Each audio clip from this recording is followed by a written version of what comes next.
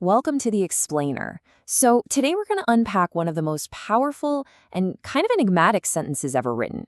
It comes from the ancient Diamond Sutra, and it's a line so potent it's said to have instantly enlightened a man who just happened to overhear it.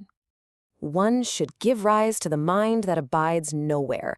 Now, this one line, believe it or not, holds this profound secret about the very nature of our minds and how we experience reality.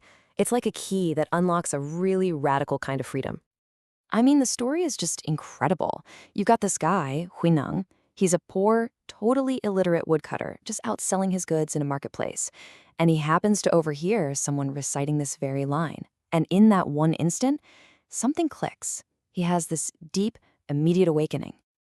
But what does that even mean, a mind that abides nowhere? It sounds so mysterious, right? Almost impossible. Well, to solve this little riddle, we have to go right to the source, a conversation with the Buddha himself, which you'll see is set up like a series of mind-bending puzzles. Okay, so let's dive into this. The sutra is filled with what sound like, well, logical contradictions, these really strange puzzles. But they're not just puzzles for the sake of it. They're actually clues designed to break our normal, fixed ways of thinking. So the Buddha kicks things off by asking his disciple a question that sounds pretty simple on the surface. He asks, when an enlightened being, a bodhisattva, is working to make a paradise beautiful, are they actually adorning it? And the Buddha's answer is a total classic paradox. He says, adorning is not adorning, therefore it is called adorning. So what's he getting at?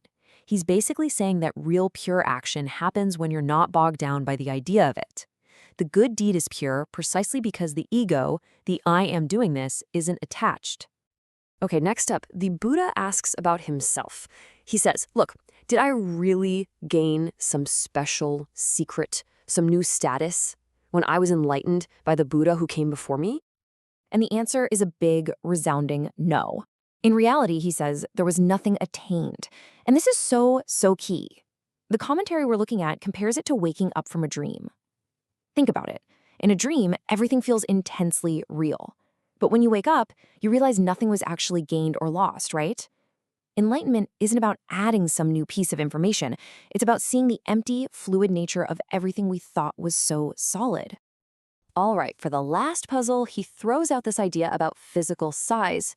Imagine you see a body that's as massive as a mythical mountain, Mount Meru.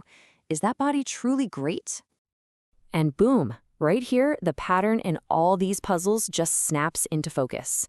A thing is only truly what it is when we let go of our rigid ideas about it. True greatness isn't a physical thing. It's the understanding that all forms, all bodies, are just temporary and empty of some fixed solid self. In all of this, all these mind-bending puzzles, they all point right back to that one core instruction that woke up Huineng the woodcutter. They all say the same thing. Don't let your mind get stuck. So here's the deal. Our minds have this natural tendency to abide, to land on something and just set up camp. We grab onto an idea or a feeling and we say, this is it, this is real, this is me.